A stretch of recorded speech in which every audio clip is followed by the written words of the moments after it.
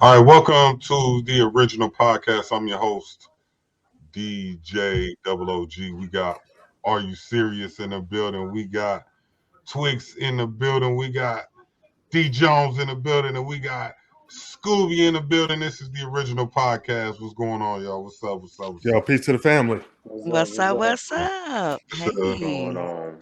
I, how would, y'all I, would, doing? I would describe this as a sleepy Saturday. The vibe's pretty laid back. You know what I'm saying? I don't know about y'all. It's been a crazy little week or two. And it's just a real laid back vibe.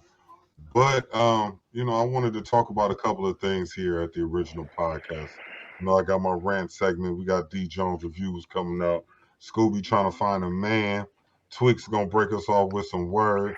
And Are You Serious is gonna give his opinions if we can find these uh TikTok. Is TikTok can you get on TikTok from the regular internet? Good question. I don't know. Or I do you never have to be tried on it. your phone? Mm. I can try Good real question. quick on this other one. Yeah, I never knew if you could get on. Oh, you can TikTok. get on TikTok from. Let me see. Yes, you can get on from the regular internet. It's crazy. I never tried TikTok on the regular internet. That's a question I should ask. Do you guys use computers in your home or do you just use your cell phone? Yeah, I use the computer I, stuff. You use a I computer to use look my stuff I up? use my phone. I got a laptop. I've been messing around with it for probably about a week and a half or something. Okay. You know what I mean? I'm trying to learn that, but yeah, I'm on my phone doing everything. So what do you use your computer for, John? Smut. What about you, Reggie? You use your computer or do you use your cell phone? Well, for work, I use my laptop. Yeah, I'm talking about For outside of work. school, no, for school. So I use my laptop for school because I What started about you, grad Nico? school. That's about it. Yeah. For me, I have my work computers. So, of course, I use them all day at home. And then this computer, I usually use for business reasons, whether it be filing taxes, getting stuff together for the kids, looking up stuff. You know what I'm saying? With bills, organizing, da da da. Da. And like if I have company and everybody's asking something, I'll jump on here real quick and look it up. But Um, for browsing the internet, you don't use your lose. I'm not yeah, I'll use my phone if there's like because you can talk it in there, say whatever, and it'll come up. You know. Other than Yeah, that, I was yeah. just wondering, like, who uses their computer to browse the internet anymore? I don't I think like people do. Older people, a lot of older people do because older people like this.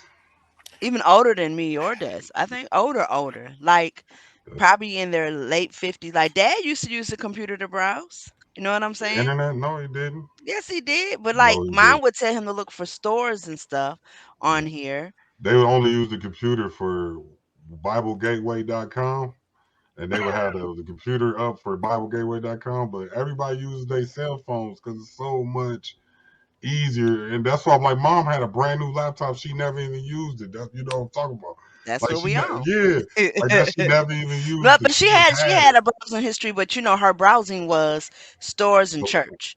So yeah, the that's what her word of history God. was. It was yeah, stores and church stuff. I just That's it. wonder because I never use my computer unless I'm doing schoolwork or Hmm. podcast work. It's a good question. Do you use your laptop? All right. Well, let's talk about it since you was talking about the news, man. Kim Potter. I don't know if y'all seen Kim Potter um, trial. She was sentenced to 2 years in jail for the murder of Dante Wright. Now, if you don't know who Kim Potter is, you've been living under a rock. She's a police officer. And I think Brooklyn Park or Brooklyn Center. She pulled over the young man Dante Wright. He was getting out of his vehicle. I guess she didn't want him to get out the vehicle. I don't know what happened. I don't remember clearly, but she's the person that said she thought she was pulling her taser out when she pulled her gun out and shot him. She said she thought she was pulling her taser out. So he got 2 years in jail, and I don't know what y'all think about that. Sad situation, man. I definitely agree. Above and beyond said, I just think that they kind of condone that behavior. And I'm so surprised that we haven't seen St. Paul or Minneapolis or Brooklyn Center, Brooklyn Park, whatever, kind of go off the chain yet. I feel like I was just talking to an older cat that I work with. I think he about 60, and I was talking to him the other day. He was kind of telling me like the same things that we seeing now. He grew up in kind of the similar situations. You know what I mean? Back then, and he was like, this shit been going on all my life. Now y'all dealing with the same, but he say after all this time, you would have thought that it would have been a change somewhere, but I said, nah, man. This type of shit, it been going on so long, but it's like, when is it ever gonna change? I don't think it'll ever change. It'll never stop. You know what I'm saying? And that's pretty much the reality of it. You know what I mean? So I agree with what you're saying. I think when I was watching the judge decide to give her decision, before she gave her decision, she decided that she needed to explain herself because she knew a lot of people wasn't going to agree with it, right? So her explanation, I think, was very book written, very pacific. She said that as a judge, you usually determine punishments and jail cell time based on four criteria. It's either for a punishment, because you're trying to punish somebody. It's for to stop them from being able to ever to redo it again. So recidivism, I can't say it right. It is to correct behavior. So you want to teach them to go in there and they learn what to do instead of not doing what they did, or it's for retribution. You know what I mean? To give back to the person that was actually harmed from the crime. And so she felt like nothing fit but the retribution. She's just going to jail to give back to the family because you did make this terrible mistake and it ended up in the young man losing his life. So once she said that, then she only gave 24 months, 16 serving and the other 8 in probation. I felt like that was the slap. You just told me that it's just to give me retribution for my child's life, and you had an opportunity to give her up to 15 years. We as a family said, no, don't give her 15. We said 7. They agreed to saying they think 7 was fair. And then you take that 7 and throw it all the way down to 16 months. So I think you just slapped that mom and said your son wasn't worth 7 years of her life. He was in the wrong and therefore he died. His actions and her actions caused his death. I think that was really, really harsh. And I don't think that she thought that out well. And I don't think that that was fair at all. The reasoning you gave made sense, but that 2 years to me, 16 months mean nothing. yeah, Yo, real talk. It'd probably be better if she would have just let her go, right? In my opinion, you know what I mean. Like you might as well just let her skate. You know what I mean? Because 2 years is more of it's a slap in the face. You know what I mean? Like it's an insult. You know what I mean? Like just gone ahead and let her just skate. Like fuck it. You know what I mean? But to say 2 years and then like niggas supposed to just eat that. Not even 2 years. What's gonna be like 15 months? It's you She gave her 24 months, which means you have to serve 16 and you're on probation for the last 8 and she had 58 days credit. I've had family members who went to jail for weed with longer charges. You get what I'm saying? Like you go to jail for weed for longer than taking somebody's life. And she took that young man's life. He had children. So when his kids grow up, my daddy's killer went to jail for 16 months. That's what my dad was worth to them, you know? Red, did you jump in here already? No, I was just saying. I don't know, man. Like it's the same conversation over and over again. Honestly, That's I mean, we that's can real right just there. we can rewind That's it real right and there. find another clip of me saying some deep, heartfelt stuff about the justice system and this, and whatever, man. I don't have much to give right now because I don't have much positive to say. So uh, Sure. with this, it's just repetitive. I don't like repeating myself over and over again. Um, so if that's how they feel that justice was served, that's fine. There's literally nothing that's going to happen from it. So yeah, keep voting. By the way, I think Yeah. for all of us, wasn't none of us surprised, right? Like at this point, like to your point, Reg, we seen the 2 years and we're just like, well, makes sense. Yeah, pretty much, man. That's crazy, and that's why, I mean, yeah, that's why pretty much, and I don't really get into none of that, man. What's going on, man, is like that'll distract you from what you know what I mean? Like I just focus on, the things that I'm in control of, man. My household, the way I react and the way I move and live my life on a day-to-day basis, my kids, like things that I can control. I got control over what go on and in my life and as much as I can the people around me, like, you know what I'm saying? But some stuff is like that ain't my fight. That ain't my field, you know what I'm saying? But I look at that as a well, distraction, man. I'ma go in instead of it's crazy, man. I was I don't know. I guess I was watching this podcast the other day, 85 South podcast, but they were interviewing. I don't know if y'all know the dude's name, but Charleston White. Mm-mm. Yeah, Check yeah, him. That brother's hilarious, right? And he be yeah, talking about I don't like niggas and this and this. We got to separate, and I'm gonna call the police on you, and that's not snitching. If we yeah. go to jail, That's a that white boy? black dude, Oh, no, it's a black Nah, dude. black he dude. black. Yeah, So he was he says a lot of funny clips, and he talks about like like yeah, he was talking about like you consider me the what did he say there? I'm a neighborhood watch. If y'all better not yeah, mess with them mailboxes, y'all better not do nothing. Y'all better not litter. I'm calling the police on y'all. Y'all gonna make my property tax go down. Like he's yeah. literally that way. But when you watch the interview, he explains why he's that way now. Because before Exactly. that, he had 10 years of hard on the ground. I would die for this activism. And I'm talking about like if a kid got shot, he was there. If something happened, he was there. He got laws changed. He got it was Florida or I think it was Florida or Georgia, one of the two. The lifetime without parole, he got that reversed for minors. Like, so he's actually got actual laws changed. But he was like, yo, he was like, I'm doing all this stuff and I'm doing all these activities and I'm sitting there talking and I'm sitting here getting on Facebook and nobody was there. He said, Right, I'm sitting there, I'm going to a kid gets shot. So I'm there front line.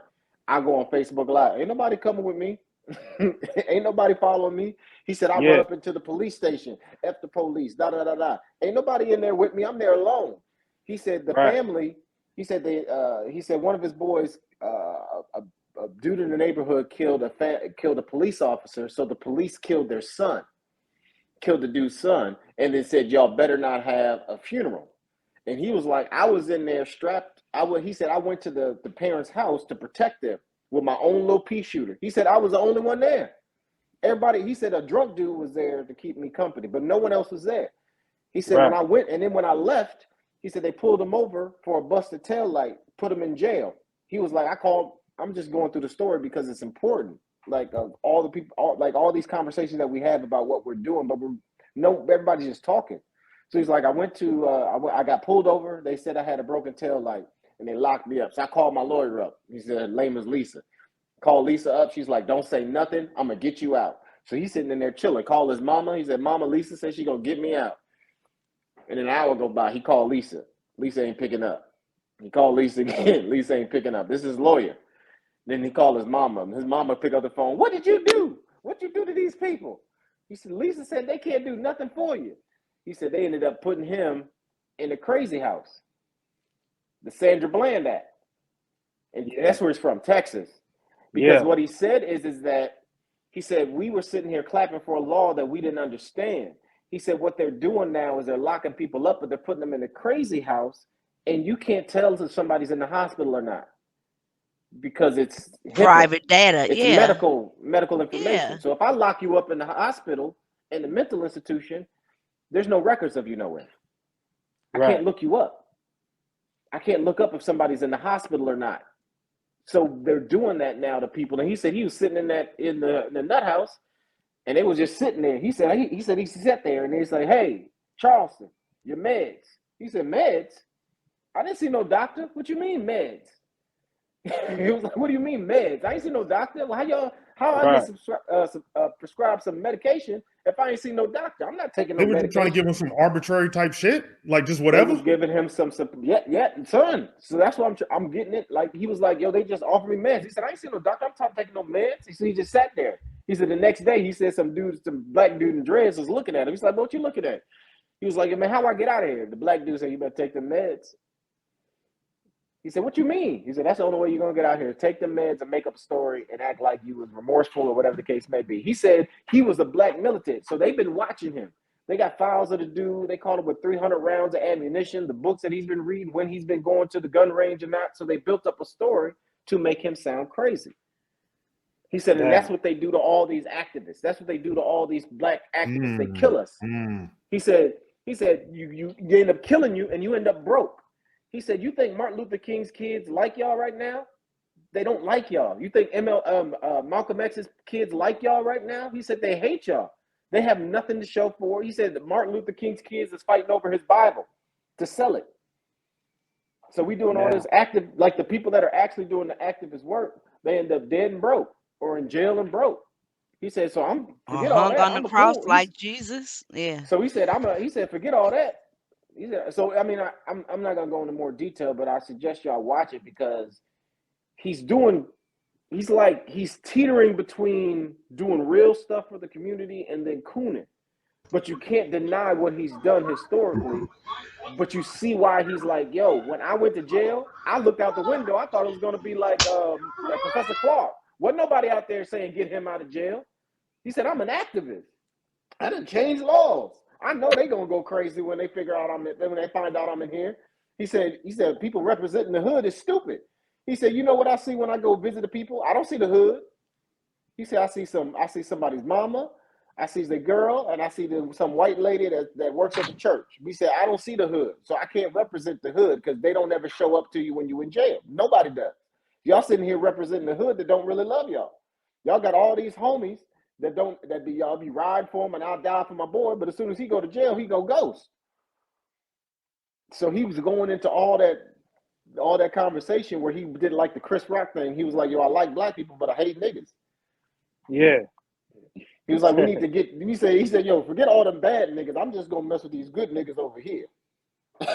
He said, "I'm just gonna deal with the good niggas over here. Y'all can rehabilitate and do all that crap if you want. We need to separate and mingle with other people." He said, "Martin Luther King had it right. We don't need to just all be niggas in one spot. We need to mix. Get these good niggas with the rest of the good people and mix with them. Because I don't want to be mixing these bad niggas with the good niggas. Because he was like, one spoiled apple spoils the bunch. You can't do nothing with no rotten apple." Right. Yeah, but you know, Charleston White, he be doing a little, he be turning it up for TV. That's what I was talking about. Because that's what you mean by, yeah, he be turning it up. But he goes I've been following him for a while, like for at least 4 years. I've been following Charleston White. And you can definitely tell he turned it up. But also, like you said, he challenges the hood politics or whatever you could say. But he also check niggas. You know what I'm saying? Like, he let you know, like, these niggas just talking. They not going to do shit. He made DC Young Fly look stupid. He made DC Young Fly look stupid. He made Whack 100 look crazy. He said, "I be in the streets." He said, "When was the last time you read a bill? When was the last time you read one bill? Have you ever read a bill? Have you ever did any of this stuff that you sitting here talking about you from the streets and you do? You ain't did none of that. So I don't. Oh, you just one of them internet dudes that like to talk." So that's what I'm saying. Like, he makes people look silly because he's done it. But he also he's so raw with it. Yeah, he from the hood. Like, he did his time. He done been in jail. He done gang bang and all that. And he know that 9 out of 10 times, most times, motherfuckers is just talking. They really not gonna do shit. They really not about that, because you can tell instantly, especially if you're in the streets. You know, the craziest motherfuckers really don't talk that much. You know what I'm saying? They really not. They not gonna tell you what they finna do. I ain't never met a nigga that, and you guys know my personal history. You know, everybody I know got a body. You know what I'm saying? Or a murderer. I ain't never heard a nigga tell a motherfucker I'm finna kill Brag you and kill about. him. You know what I'm Yeah. saying? Like, man, I ain't never heard that. So Charleston White, he definitely pushes the culture, and he also tests people. And you know, Yeah. sometimes, like you said, he can be a little coonish or a little Yeah. snitchery-ish, But but it's then all you good because he a realize what citizen. he's saying. Yeah, he's saying there's some trill stuff. He's Because he's saying like, I some don't real mess with stuff. niggas. He said when I was growing up, we go rob them white folks across the train tracks. We go Right. steal from the white folks around the train tracks. I can't mess with you if a black man hurting another black man. I can't mess with you if you're a black man stealing from another Hey, did you black lock man. I it up? can't mess with you. Right. He said, Right. from where I'm from, we would go steal from them other folks. We wouldn't mess with our own people. He said, so I can't mess with you if you messing with your own people. That'll make no sense. But then Yeah. he'll start cooning. And And then he'll say you some know real what? coon stuff. You know what? I like dude, man. Just cause dude, you know, like he said, you know, all back then when he was really running around doing his activist work, doing neighborhood Prince, work, giveaways, trying to get back and do what he could do in the community as far as, you know what I'm saying, showing up to these young black teenagers, you know, court dates and doing whatever he could do. When he was doing all that, he didn't have no support. And you know, when he started this character, when he started interneting it, you know what I'm saying? That's when he kind of blew up from people trying to troll him or whatnot. Like, oh yeah, He this said he got it from Dolomite. Rat Williams, and all of this junk. But I look Yeah, at he it said like, he. I mean, they gonna find any type of way to discredit you. You know what I'm saying? But somebody like dude is like, yeah, what he say, it might be funny some at times, or however he puts shit, however. But when you listen to what, don't worry about what he's like, the message that's within everything he's talking about. Like if you listen to him enough, you're gonna find out the message that he's speaking on. And you know what I'm saying? It's so crazy, but it's like with the gang, with the streets, like how these niggas operate. It's like that shit sad, man, because a lot of these dudes out here with a name or a position to be able to, instead of you giving back in a positive way to these young dudes, a lot of these dudes out here encouraging and ain't really speaking up when they got the voice to do it, to probably change somebody's life. So they'll rather you be out doing whatever you're doing. They don't care if you're going to school. They don't care what you're trying to learn. What you know what I'm saying? It's like these young Mm-hmm. dudes. A lot of these older dudes looking up to the young dudes. Just you know what I'm saying? It's crazy, man. Like how you going claim you so much of a real nigga, but you got these little dudes out here running around popping pills, reckless, putting their life in danger every day, whether it's with some niggas in the streets or whether it's with the police.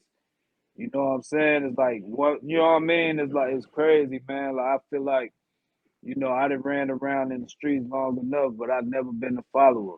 I never been a nigga that had no OGs over me or no nigga just can just tell me to go do some shit and I'm gonna go do it. Like I've never been a send off nigga. You know what I mean?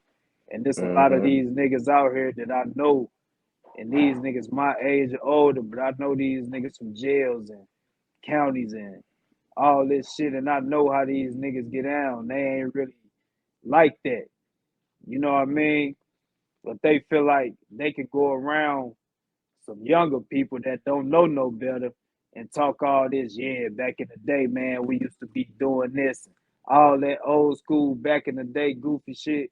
Like nigga, you 45 years old, you still out here gang banging, running around like nigga, you's a sucker. You know what I'm saying? And that's how I look at it. Like I don't respect no like nigga, especially like if I can look out and see all these little niggas dying on the east side, of shit getting shot up, a lady just got shot in the head on pain and all this shit. Like that's how reckless these niggas is out here. But I know these guys is around some people that call themselves some type of OGs, but it's like nigga, you a OG, but you ain't got no control over your street, over your neighborhood kids. You feel me? Like, you know, like it's like shit crazy. Like nigga, you niggas is suckers, man. Like you niggas need to go wherever y'all gonna go. You know what I mean? Cause that shit, I don't think that shit cool, man.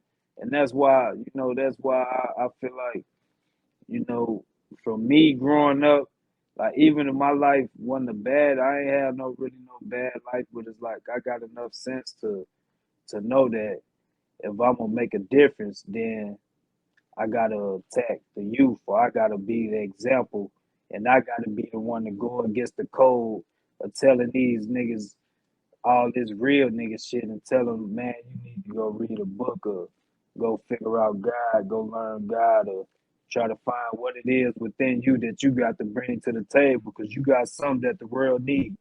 Like, I don't know what it is, but if you want to know what that is, you can find it. You know what I'm saying? You ain't got to be out here running around with these little knuckleheads. You know what I'm saying? These your homeboys. Like, the niggas I grew up with, I don't deal with them no more. Like, I don't deal with a lot of niggas no more, because it's like, what's the point? Like, nigga, we wasting time. You know what I'm saying? And we ain't trying to do nothing in the positive for the better. But, that shit all around the world, man. But just, I say that to say this, man. Like, Charleston White, like, what he doing, man, is like, I think it make a sense. It makes sense to a lot of people, man. You know what I'm saying?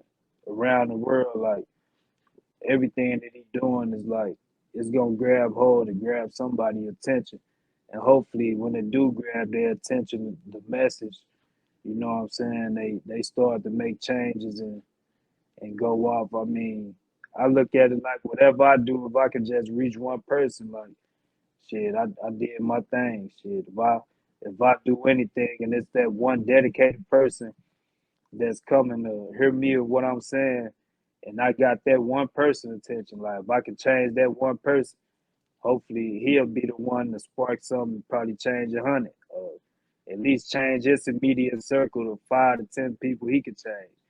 I mean, and that shit spread like that. But yeah, man, that's my kick on it, man.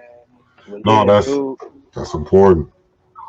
That's important to even recognize the fact that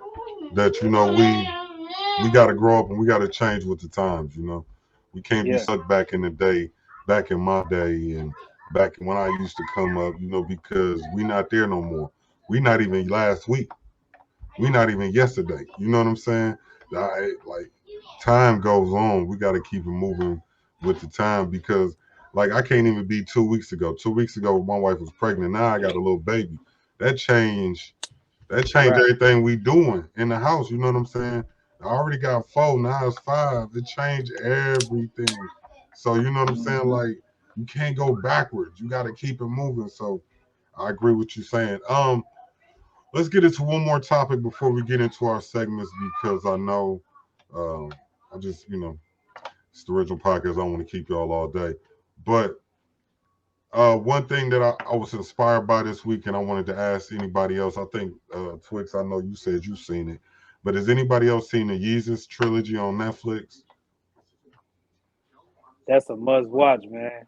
You, Nah, uh, I just haven't clicked on it yet. I haven't had time to you actually sit got to down What and is it watch Man, it. called? that's digest it. Yeezus. It's the young. It's the Ye- Ye Kanye West. It's the Kanye Yeezus West trilogy. trilogy. It's Okay. on Netflix. He got one episode out right now, and so Twix, you seen it, so at least I got somebody yeah, with me. yeah. The way what I got from it, and I'm gonna ask you, Twix, to see what you got out of it. But what I got out of the documentary, you have to watch it, is that you watch somebody go from believing and speaking it to seeing it happen. And not only do you see what he spoke happen, but you see he put God first, and you see God give him above and beyond what he asked for. You know what I'm saying? Like, you can just because it's a documentary about Kanye West. And the first episode, next week I give y'all the second episode. It's gonna be like my own D Jones review. What are you eating, bro? Oh, ice cream. Okay, okay. He just came and look like so. Anyway, yeah. you just So go like this. because he got ice cream in Yeah, the I know. palm of his hand. Yeah, I'm I like, what are know. you That's eating? what So I'm anyway, so yeah, he talks about, like, it just shows him at the beginning before he had. I give y'all an example in the video in the movie. He plays. Was it Jesus Walks? Was it or was it Yeah. All Falls Down? When he went to the Rockefeller Studios. Do you know which That all falls down. All Falls Down? So he's going to the Rockefeller Studios playing All Falls Down for people at the Rockefeller Studios, right?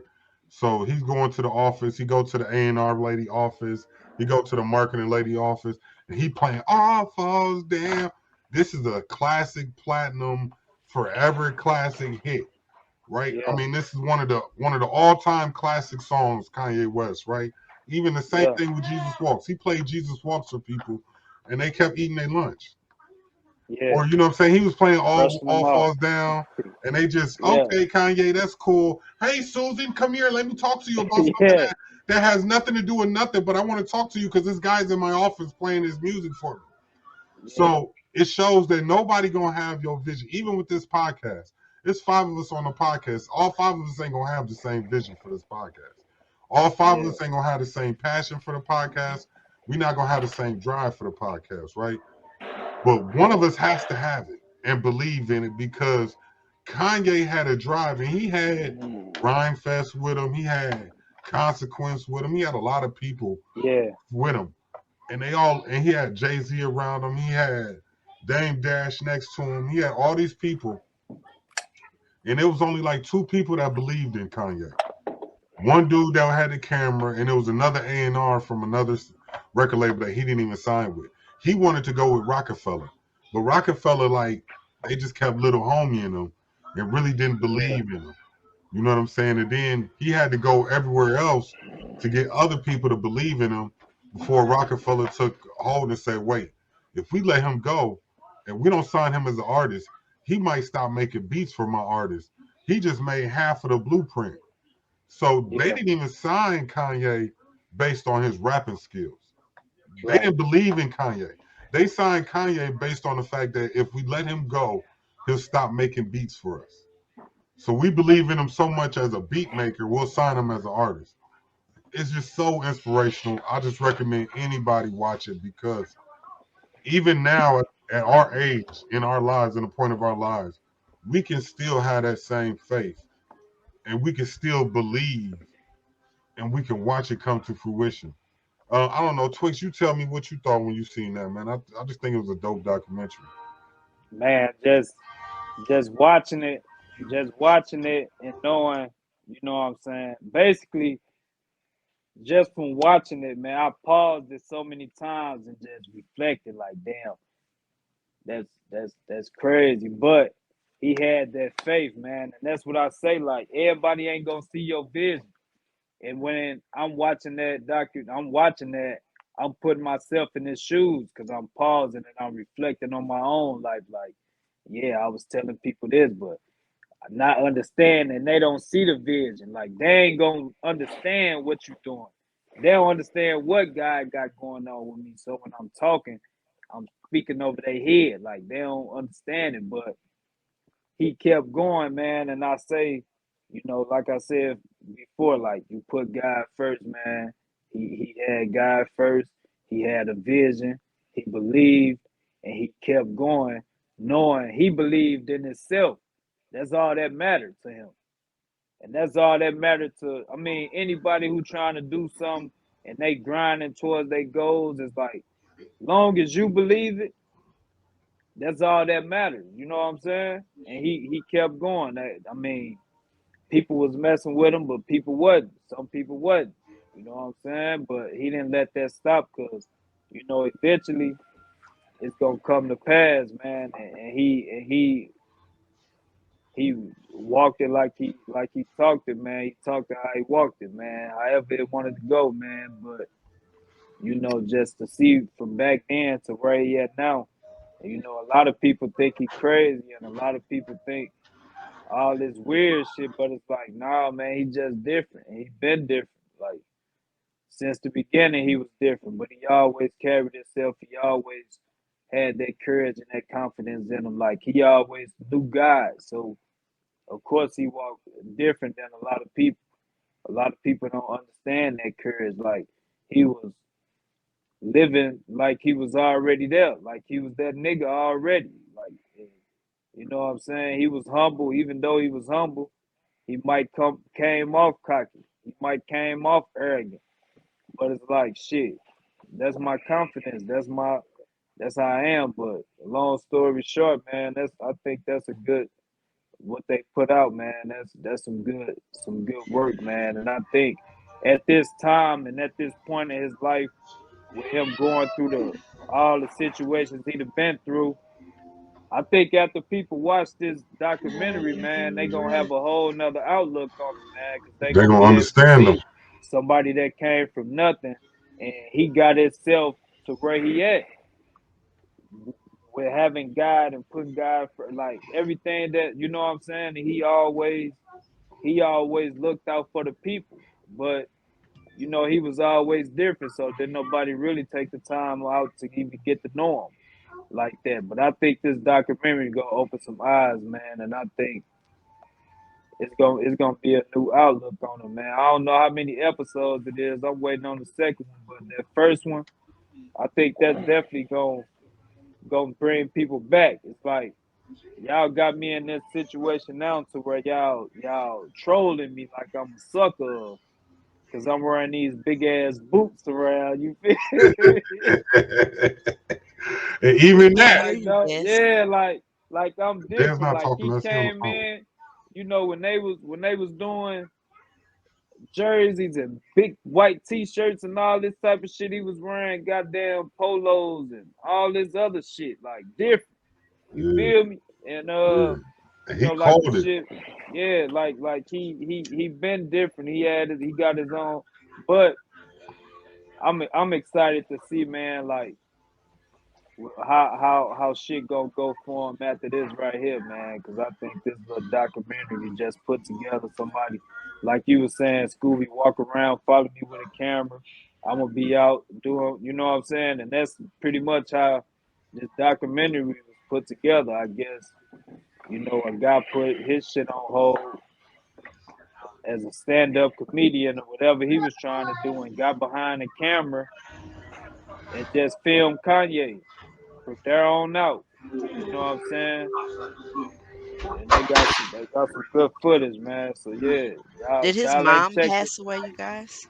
His Yeah, mom is on it, right? that's another part I wanted It's to say. His mom is in there, yeah, and that is probably one of the most beautiful scenes yeah, in the video, man, because you see how supportive his mom was and how much she loved him and how yeah, much he loved her.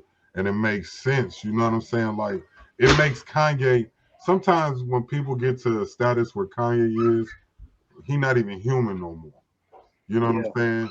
And in the video, it's funny because he was mad because they called him Kanye. He was mad because the event, his name, he yeah, like, my name is Kanye West. And he like, they can't be calling me Kanye. And my name is Kanye West. You got to put yeah, Kanye West on the plaque. And then he thought right, about it and he said, you know what? The dude told me, well, in Chicago, we just call you Kanye. He said, watch, one day they just going to call me Ye. They not even going yeah, to call me Kanye West. They just going to call me Ye. yeah, And now, if you say Ye, you know who you talking about. You know what I'm saying? yeah, Like, it's like everything in the video just showed him talking into fruition. Even his mom yeah, everything. his mom was saying, you know what I'm saying, was just dope. So I don't know if Because y'all I'm get a gonna be the chance. antagonist of this episode, I guess. Cause like I'm conflicted, right? Yeah, Because you need that type of mentality to get to a certain level in life. But the problem is that everybody or too many people have that mentality for mediocrity, right? Subpar skills, subpar effort, subpar everything, right? So you have this mentality of I'm gonna make it, I'm gonna be there, I'm gonna be the best, but you don't have the skill to back it up. And then that's when we get LA full of waitresses and servers and Uber drivers and all these other things because they have this mentality as if as long as I believe in it, I can do it. yeah, But but that's not reality. you gotta watch So it you have because to be careful. And that's why I exactly said it's conflicting. But it's what you very conflicting saying is because what they do have happened. people. Yeah, but you gotta watch the video, right? Because exactly what you're saying is exactly what happened in the video. Because that's how they treated him. You know what I'm saying? No, I'm Like, not talking about Kanye. We know no, Kanye did it. I'm not talking about Kanye in the sense of you don't have to believe. And that's why I said I'm conflicted, because you have to have that mentality for you to make it to that level of Kanye. But what I am saying is that there's a lot of people out there that are not Kanye that have that same mentality and that same type of energy and that same type of drive. And when you have to look at it as a way, is that literally there's not that many spaces in there. Everybody can't be Will Smith in Independence Day, because there's literally only one role. So when you have a line full of people trying to get for this one role, yes, you're going to have one person that gets it. Yes, you're going to have that one person that makes that story. Yes, you're going to have that one person that said, man, I came from the bottom and I made it. But statistically wise, and what we look at the numbers, and we look at the median income of Black people only being 42,000, but we have the median income of Asian people being 94,000, somebody's not going to make it. you're A right. lot of people aren't going to make it. But that's why I said the conflict is hard, is because you have to believe without any doubt, no matter what anyone says, that you're going to make it. And that's the only way you can make it, because you're solidifying your failure if at any point in time you don't believe it. So that's why I said I'm conflicted. What reason why I said exactly what you're saying is true, because I believe in life that's true, and I believe, and not saying you, but saying the way you just said what you said, right? Being an antagonist is that you get around somebody, and Twix, you kind of spoke on this last week and the week before when you say you got to guard what you say and what you think, right? Because I think that's what we seen in the video with Kanye. You seen him believing that he was just great rapper. And then you seen people say, yeah, everybody can't be Jay-Z though. You know what I'm saying? You good but at I would this, never tell stick that to to this. somebody that they couldn't be that. All I'm saying is No, that that mentality, not but I'm saying that's you what they need were that doing. mentality even though you're going to fail. Right. So let me Because it's hear you inevitable out. you're going That's to what they were fail. doing, right? So they were telling them Yeah. like, you Yeah, can't, so you can't do everybody that. can't be the best. Everybody You can't can't be do the that. best. You got to stick with what you got, right? Everybody can't be the greatest. And I think if he would have listened, because a lot of us listen to that. A lot of us listen to that. In my own life, I listen to myself tell myself that. And I think what Kanye showed us is that the moment, because it's true, but it's only true because you believe it. And I think that's the biggest thing I got out of it, because the moment you believe somebody, if the moment he would have believed that he wouldn't have been a rapper, when everybody that signs rappers told him you're not good enough to be a rapper, he could have easily said, you know what? And he said it in the video, I'm making good money making beats. I don't need to be a rapper. If I never rap, I'm good. I'm Gucci. Yeah. So what he said in the video was, if I never ever, if this rap album that I make don't make money, I didn't fail, because I'm already good at what I'm doing. This is what I want to do. It was something like that. You know what I'm saying? Yeah, but that wouldn't have So, been the story that we would have been champion though. which, because he didn't believe what you're saying. But what I'm saying is that, like, my saying isn't that we should tell people they shouldn't be something. My saying isn't that we shouldn't believe in ourselves and we shouldn't have doubt. There are people like I'm one of those people, and that's why I'm saying it. Like, I am one of those people that you can't tell me I can't do something. You can't tell me just because you had to do it a certain way that I have to do it that same way. You know, Pops told me and told y'all, what does that have to do with me, right? That's what I live by. But I also know that there are people that die with that same mentality, never giving up and never even getting close to what they believed in.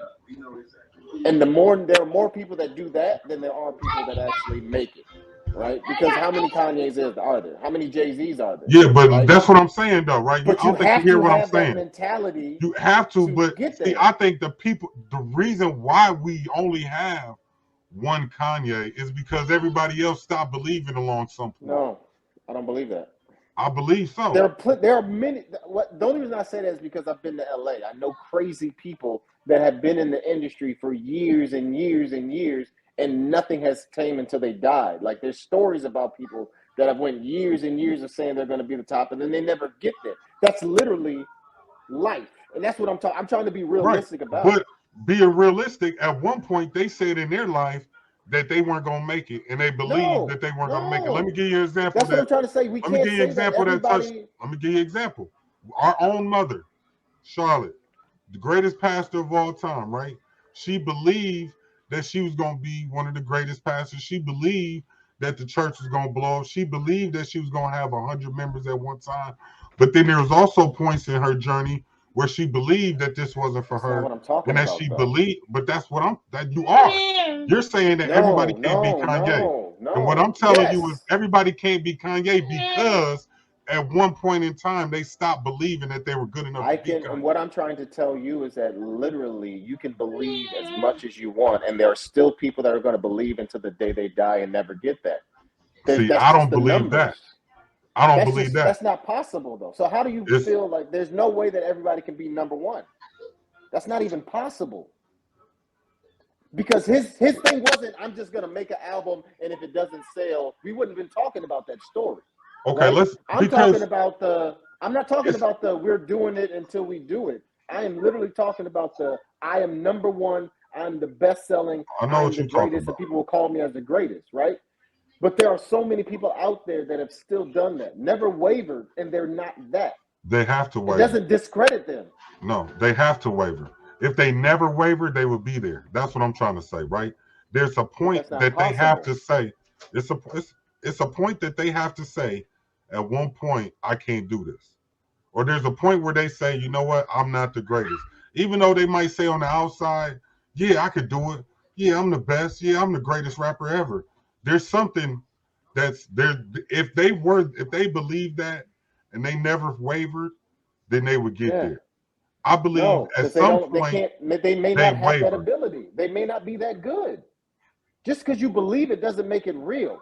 I can believe I'm the best football player ever, and every day I can go out on the field and practice, and every day I can do the best. But if I literally don't have that skill, it doesn't matter what I believe. I'm not going to be a Super Bowl champion and wave the MVP. I'm just not that. I'm not able to do that. That's all I'm saying. So it's hard. See, that's not true though, because if you believe, you can work hard enough to get there. There's only one MVP statue. That's all I'm saying. I'm not saying that you're not supposed to believe in it. I'm not saying that you can't go your goals, but I'm also trying to be realistic in the fact that being realistic in 2022, there was only one NFL Super Bowl MVP trophy. Only one person can get it. Only one person can say that success story.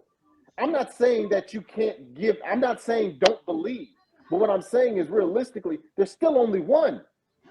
No matter how much you believe, no matter how much practice you do, no matter what you go through in life, there's still only one. Sorry, my thing was acting up, so it was going in and out. Y'all sound like Mickey Mouse, so that's why I had to jump out and jump back in. But just so we're clear, I am one of those people that I'm talking about that no one can tell me I can't do anything.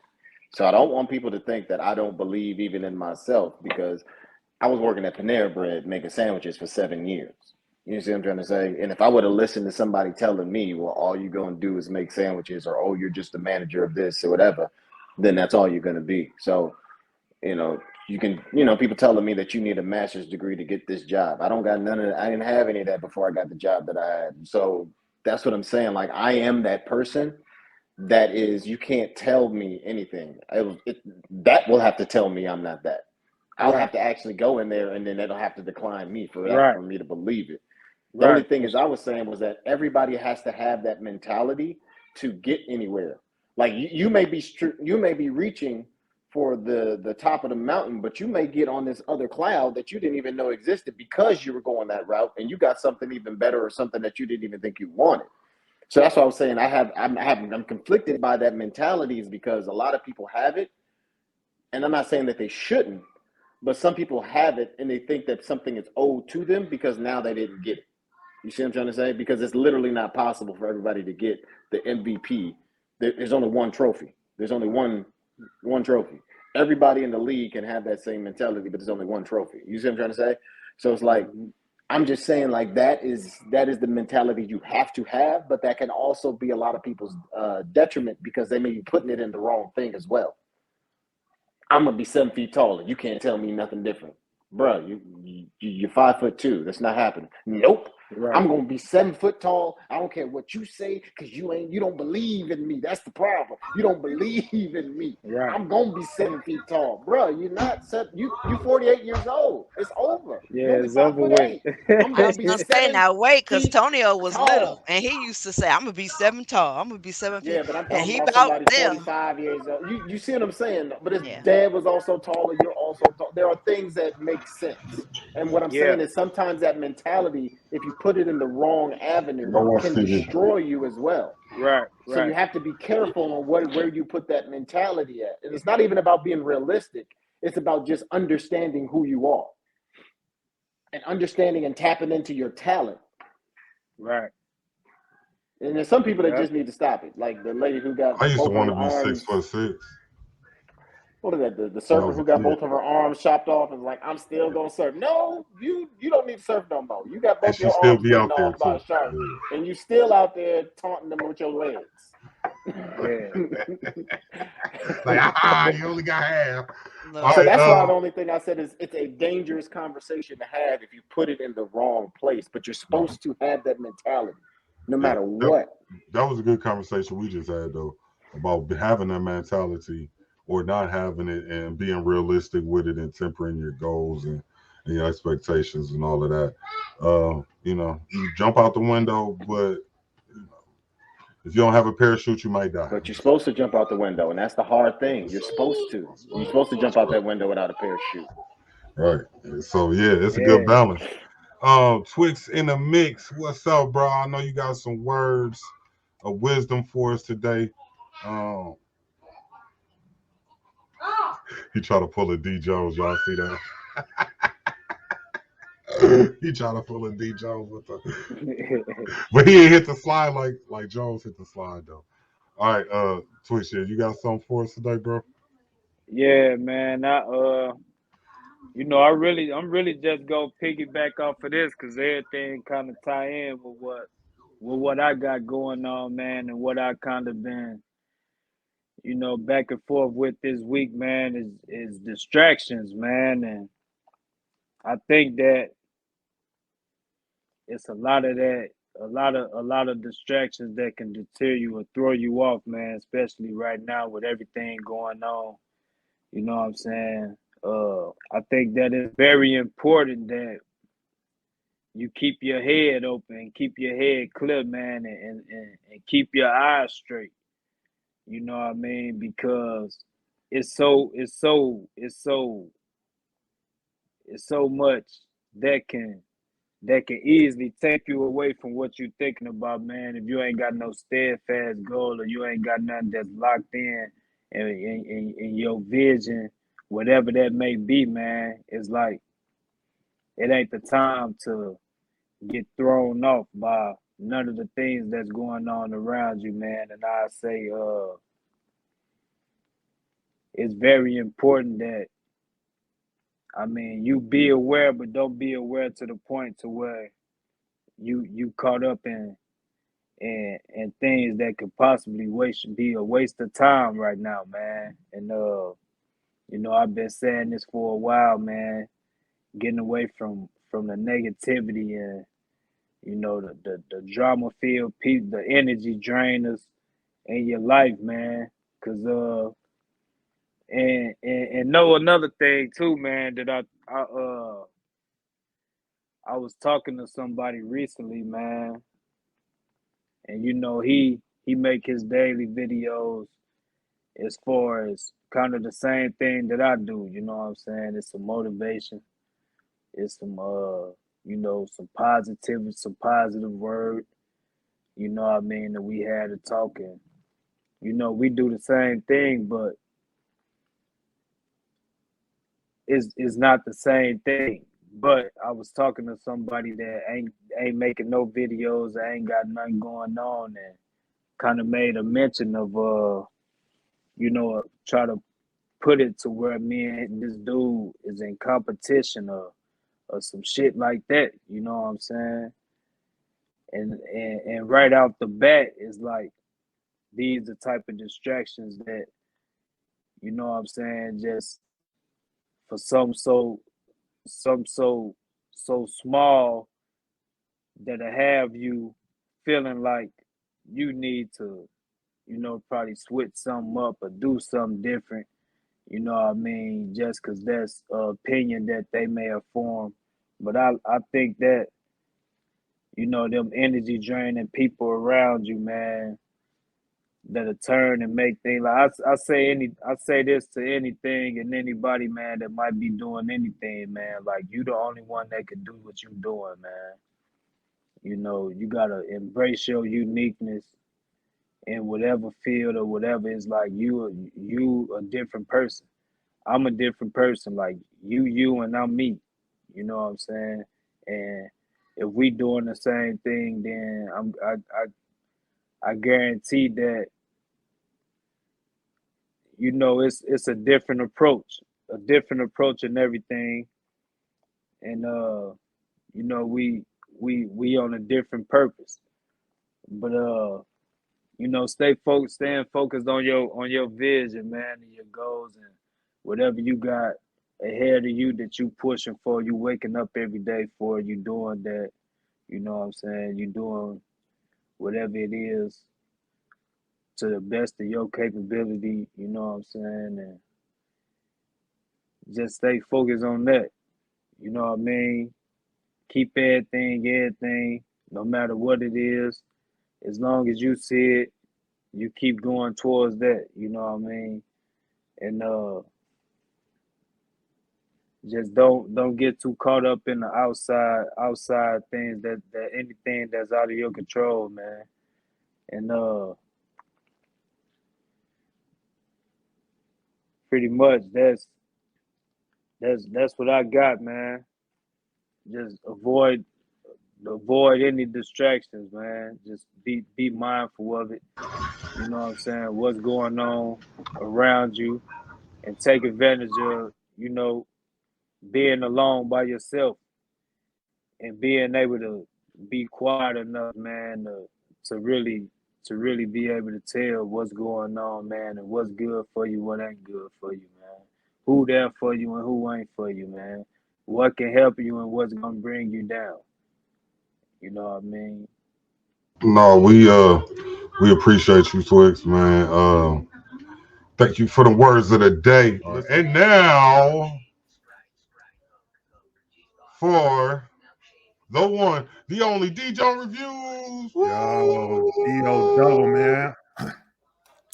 Y'all appreciate your D.O. double, man. Well, this week, the movie that we are getting into is Taboo 3, The Unforgettable Act. It was made in 2021. So, here's the plot.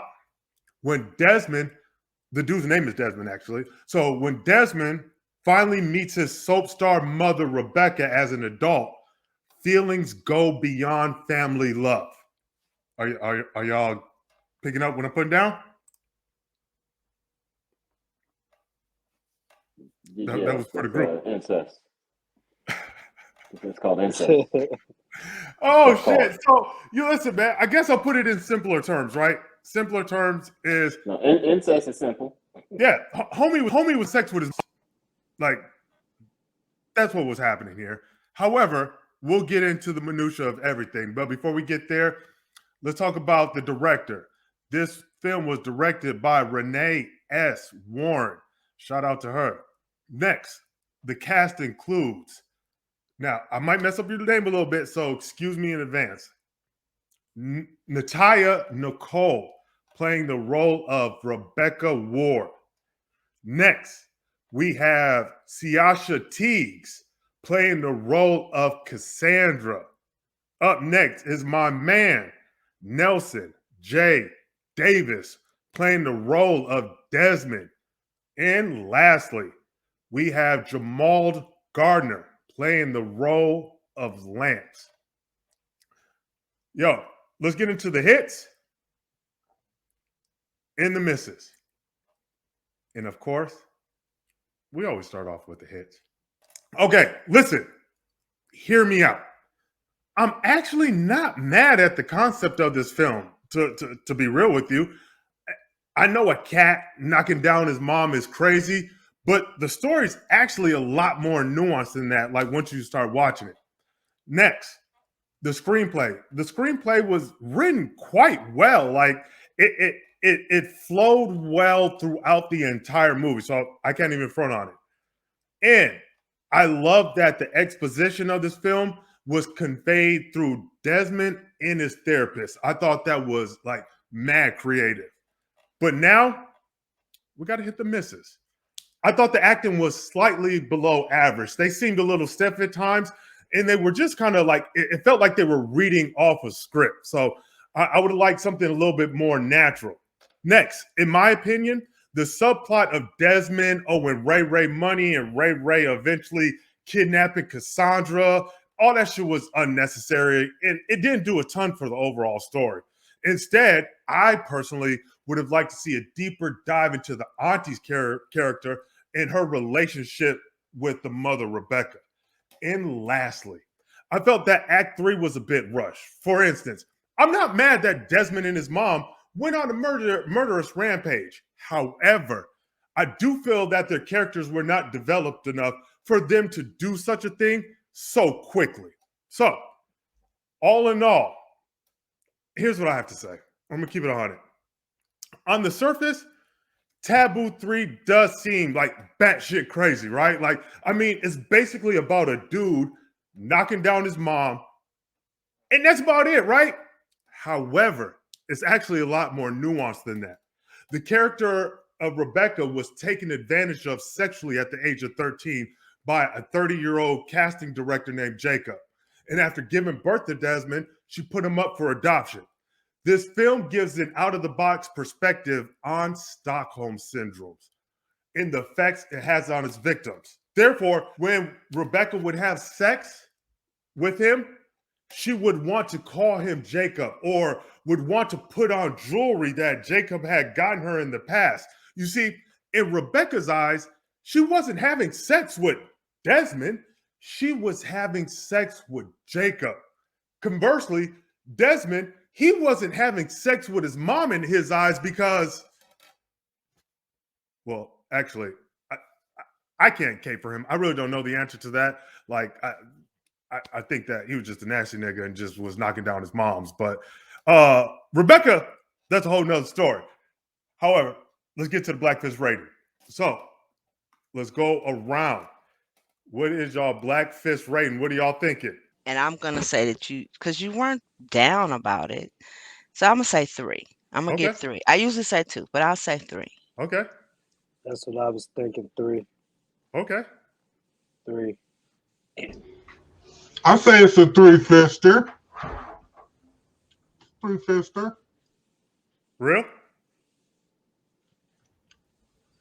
Yeah, I think it's like. Oh, Real's not there. Okay, not my bad. Real's gone. Are you serious? Don't yet. I am giving Taboo 3 Black Fists. Y'all were right on. Listen, it's not a bad movie. They're definitely on to something. I'm gonna keep it 100. They're definitely on to something. It was just the acting lacked in certain places. In the third act, it went off the rails. But it's not a bad movie. Like it's worth your time, right? It's a good watch for sure. So y'all check out doggone Taboo 3, The Unforgettable Act. And lastly, check this out. Shout out to everybody that helped me get to 100 followers. It means so much. So thank you. I got some champagne for y'all to cheers and say thank you. I appreciate everybody. Listen, I'm gonna see you guys back here next week. I'm your hood movie critic. Peace. Hey, real quick question. Hey, y'all knocking down y'all cousin for like 500 million? Excuse me? No? Just thought of that. Oh, man. Twice. No. Twice on Sunday, so for 500 million, yeah. How far removed? I was going to say which cousin. We got so many. That's the question. There's only one cousin, right? It's cousin, right? He's talking about his first cousin. He don't care. His first cousin, right? That's what we talking about, right? For 500 million, first cousins, yes. 500? If we didn't grow up in the same house, Like we all grew up in the same household. I'm not sleeping with my brother or my sister for no money ever. I don't think you have that as an That's option. why we went cousin. You don't have an option to sleep with your brother. Like I don't know. Like that's not your choice. I'm sorry. Ever. You're acting Family like that was your choice. No. Would you do it just for $1 million? I'm just playing. I wouldn't do it. Would you do it for maybe just $1 for million? $500 million, I'd do it. For $1 million, no, it ain't worth it. What? For $1 million to sleep with your cousin? Like I grew up with all of my cousins. $1 million? Like okay, I can see if it's a cousin I never met before. Yeah, like. But I grew up with Long my cousins. distance. Like I can't. One Yeah, of I them can't do that. That's Yeah, One of You're them not family, down for $1 million. family reunion. You not? No. There's not. Who, me? Yes. Nigga, you bugging. You I knock might it do it down, for Linda. Apple Jolly Rancher. Hey, hold on. Wait. You knock it You know down, what? Linda. Huh? For $1 million? Yeah. You knock it down, Linda. Yeah, for $1 million. You got damn right. Crazy. You crazy. Ain't no Nigga, for $1 million? Ain't no way. Hey, can I make a small confession? That's like on your the podcast? sister. That's what I'm saying. Like, ain't no way. Oh, That you I bugging. never made this confession before. I've never told anybody this. Then maybe you should keep it that way. First time, okay. We're gonna. Maybe you should keep it that But way. since- I'm just helping since you we're out. on the I'm trying to help you subject. out. I'm trying to help you out here. I'm not gonna be specific, Okay. All right. but when I was maybe seven years old, my first kiss was one of my cousins. Fuck out of here, really? Shout out to this being a safe place. At my Grammy's house. Yeah, Shout out to this being a safe place. and she kissed me. You know, we gonna, because Whoa, hold over on. there, people But were you doing didn't stuff stop. that had no business It doing. was just a kiss. We was 7, fam. I remember it though, because we was in my Grammy room on the side of the bed, and she kissed me. I ain't gonna say who. I already know. I I ain't can never forgot who tell that which was. one. You don't know. Right. I bet you I do. I'm I'm not gonna tell you. We was both young. You know what I'm saying? It wasn't like she was an older cousin. We was both young. That was $1 million, y'all bugging. So for maybe For you to say this isn't a I might judgmental do space, the first thing Bernita did was judge. Absolutely. What did I do? How did I judge? I know who it was. I don't like that place. No way. I didn't have them at Grammy's house. I said there was a lot going on over there. I love all of them guys. Y'all know that. But I just said I probably know which one it was. I didn't judge. That wasn't judging. I love Don't my try to Grammy's ice it up house. now once the I ain't rawness is icing over. up nothing. They can listen to whatever. Yeah. Now nothing. It was just I don't know. I think it was innocent because we was kids. Maybe we didn't know no better. And, we had just got back from Kansas City, so you know what I'm saying. Maybe I don't know. Maybe I thought too much of it, but it was definitely a kiss. It was definitely a kiss. Aww. Yeah, that was weird. That was weird. Shout out to the world, I guess, huh? All right. Hey, I done had a lot of sexual abuse in my lifetime. All right, thank you, D. Jones. For, Yeah, that was the depressing way to end his section. Just like, oh, wow. Have you tried Headspace, an online therapy session where you can get therapy that you need from the comfort of your home? Call Headspace. With the promo code or Original Podcast. Promo code again, Original Podcast with an A. Headspace. You need some therapy. I need some therapy, immediately. man. Yeah, it be like that sometimes. You gotta live life sometimes. Man. No, you don't. Not like that. Sometimes I want to people. live. No. I think I told y'all a lot. Yeah, that's crazy. I told y'all this week. I know somebody who lost their virginity to their first cousin. I ain't gonna say no names, but I could easily. And not none of us, but I know somebody that we all know. Yeah, I ain't never went that far. It was just a kiss, my first kiss. Lost their virginity. Did they know they were cousins? Yes, it's the first cousin. There wasn't nothing new. They tried to do it again at another family function. Yeah. That's why Jones said for $1 million he might do it. I don't know. Did you say lost your virginity? I know. Not you his. know somebody. I know somebody. Nigga, no, I didn't say me. I didn't say no, not me. I said we all know somebody, and I'll tell you who after. But yeah, they lost their virginity to their first cousin, and then tried to do it again. It be like that sometimes. Be Mm-hmm. like that sometimes. No, no, it don't be like that sometimes. That's. Let's not try to act like that's just the normal It's everyday just, you thing, and know, it's all no, that's how it happens. no, no. That's not okay. That's not a well, no, that's not one of them shrug off moments. That's It be that's like not what we that. doing. All right, man. We appreciate D Jones. I don't know where he just went.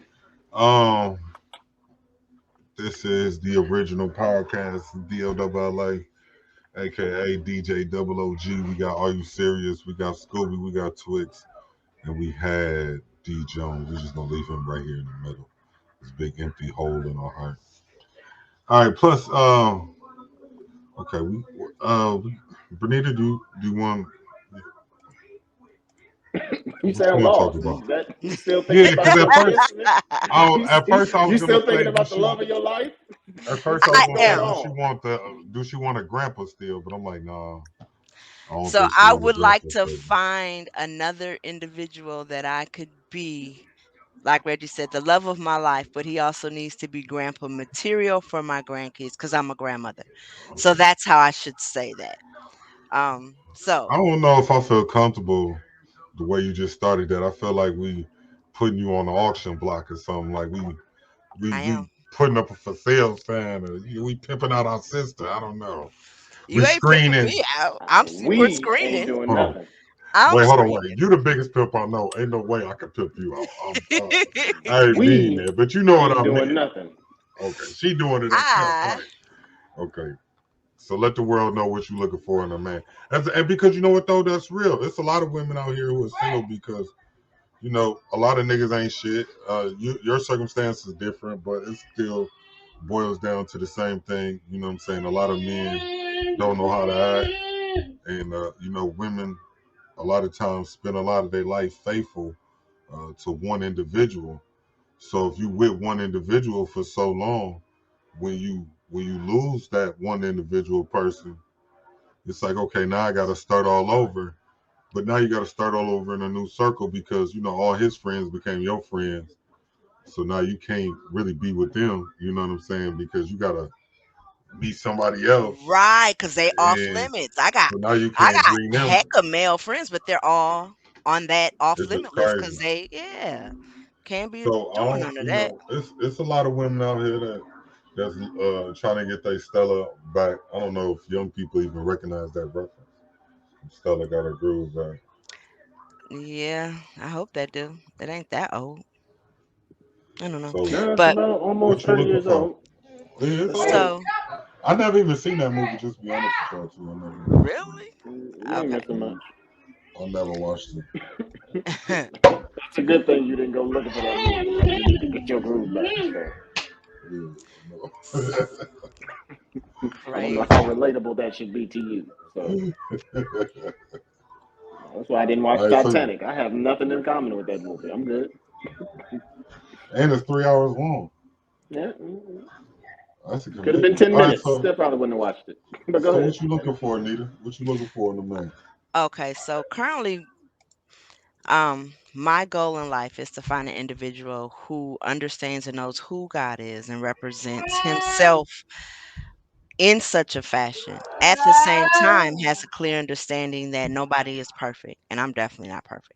I want for him to know how to read the Bible, how to pray with me when I'm upset and sad and flipping out, but then at the same time, help me walk through my shortcomings because I still smoke blacks and I still have a drink from time to time, but I go to church. So I'm not just church only girl and I'm not a club only girl.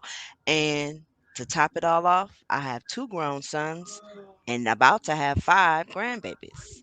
So I need an individual who has a very clear understanding that I am me. I don't have restrictions on who, like his color, his shape, his size, his age. He has to be older.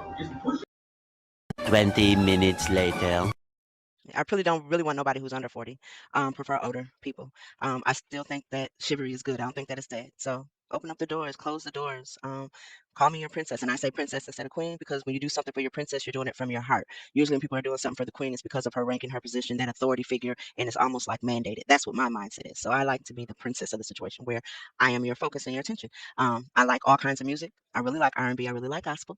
I love a man that knows how to smell good. You can wear a suit all day long, every day, and that would be so awesome to me. It's not mandated, but it's preferred. I like facial hair and keep your grays in if you got grays or dye them out, whatever. You better understand that I do wear weave continuously, switch them hairstyles all the time. Sometimes I wear makeup, sometimes I don't. I love to dress up. I do my own nails when I want to. Um, I do have heels and I do wear them, but I also like wearing cute flat shoes and being really comfortable. I eat very healthy and I eat junk food, so it's an array of things. I don't want nobody coming in like we're going to eating spinach forever, because that's not what's gonna happen. I'm gonna eat some fried chicken too, but I don't want somebody who's like, I eat no salad, you crazy, because then you might have heart conditions and I gotta take care of you or suffer what I went through the first time. My husband had a heart condition and he passed. And we had other stuff before that, but ultimately that's why he's not here on this earth. So with all of that being said, if you can fill all them different avenues, you also know that I have my grandkids who I love as if I birthed them. And there's two of them that have my heart to the extent where at any point in time, I could have them as if they were mine.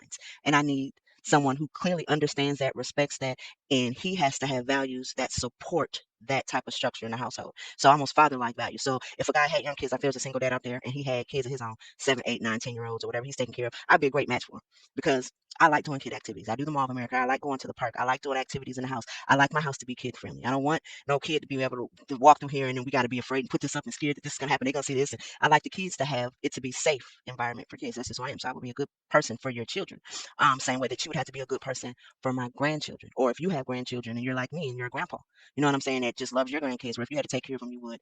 I'm your match. I like to do karaoke. I used to can sing, sing, sing. I've noticed now my voice is different, but I still try to sing, and I just need you to support me in that, mister. So I have a best friend who lives 11 blocks away, and she's my best friend, and I'm there for her when she needs me. Hopefully, you have a best friend too. I have two best cousins that live really close, a third cousin that lives out of town, and then I have another cousin that lives in Minneapolis. Them are my circles. That's My God, are you still talking? pretty much it.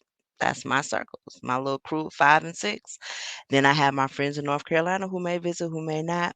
I think they will because they love me. So just being supportive of who I am and you being genuine in yourself is very important. I am practicing no sex. Yes, it's hard, but that's where I'm at in my life. If you can convince me to do something different, pray about it. It could happen. But understand that it's not about sex. You ain't getting none. But I am a compassionate person. Like I would love to sit up and cuddle and hug and watch movies and cook dinner and go for walks in the summertime and play. I'm a dog person. We can have a dog, hang out with dogs and stuff.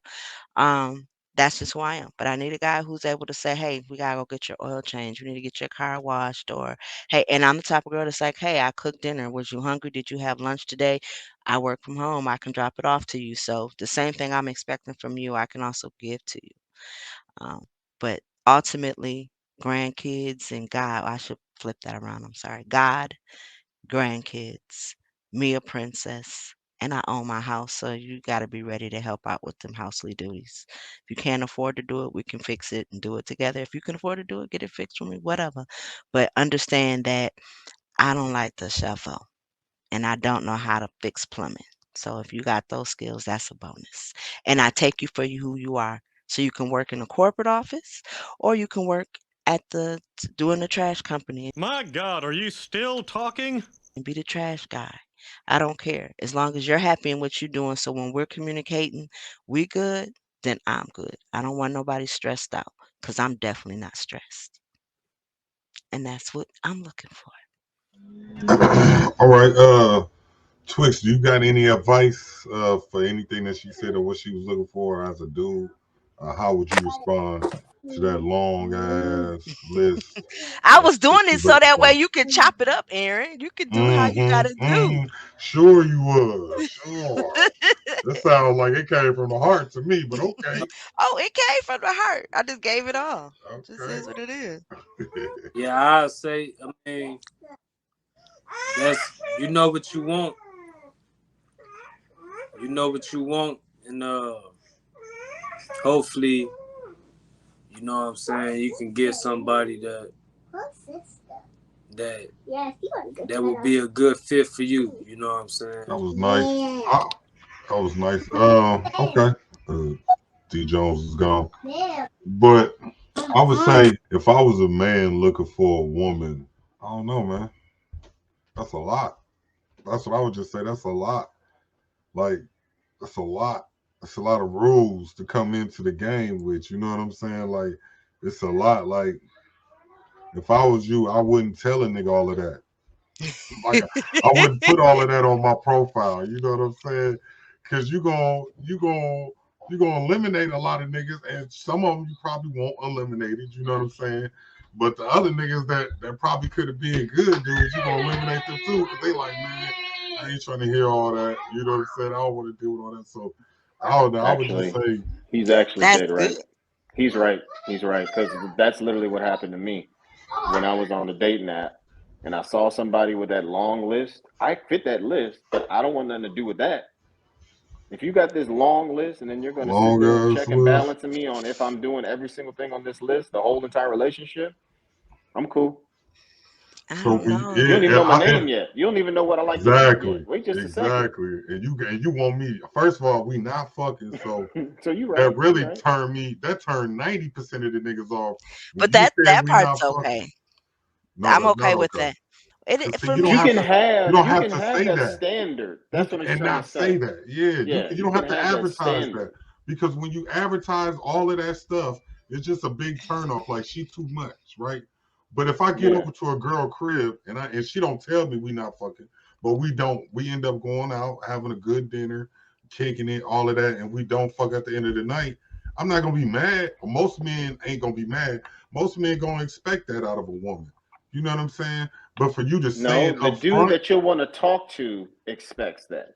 The yeah, guy that you are interested in is going to hit that mark. So you don't have to sit there and run this list down to him. Now you can have it.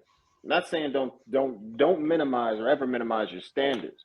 But you know what you see when you see it. Nobody has to sit there and go through this list. You got that? Yeah, all right, cool. Is this that? Okay, cool. You see it. And when you have those conversations and when you see the profile, you know if a brother's sitting in front of an Escalade like this, you know, with five of his homies and three chicks on him in his profile pic, that ain't the one you want in the first place. So you don't even have to worry about him reading that list or whatever the case. So you're not weeding it out for yourself. You might weed out somebody that may think, all right, that's a lot. You good? So yeah, it may be a lot of things that you might, but that's what I'm saying. Like when I saw that on those, I'm not here for no games. I ain't here to play with click, nobody. click, You can take those pop. games and take it to the Yep, left. I'm gone. I'm gone. I'm No, gone. thank you. did Nope, I that's say wrong. no Uh-uh. That's games? Did I but say you it know what like I'm that? Not you. saying. You know what Not I'm you. saying. I'm not But being if you go on directly, but profiles, that's how when you women do talk. that, you automatically, yeah. Yeah, that's how So, women talk. So if I was you and I was trying to get a dude, instead of telling the man all the qualifications that he has to meet before he meets you, I would just tell the man about yourself, what you like to do. Because that's all that a man want. He want to know he want to know more about you so he get to know you so he can get in your drawers. That's it. 90% of men want to get to know you, and then if they get to know you and like you, oh wait, hold on, you telling me I could eat with her, talk with her, sleep with her, and fuck at the same time? Oh, well, that's my wife. I could joke with her, she make me laugh. You know what I'm saying? That's how men ain't complicated. Women complicated. Men have that same list. They just will never go to a woman and say it because if they say that list, that woman will be out that exit door in a minute. Because imagine if you went to a dinner, first date with a man, and he's like, "All right, so this is what you need to do. Don't be back talking.